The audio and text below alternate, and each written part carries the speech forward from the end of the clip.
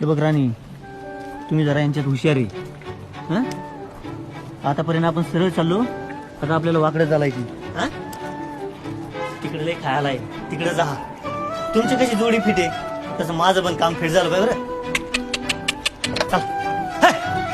जाग राणी, जा जा.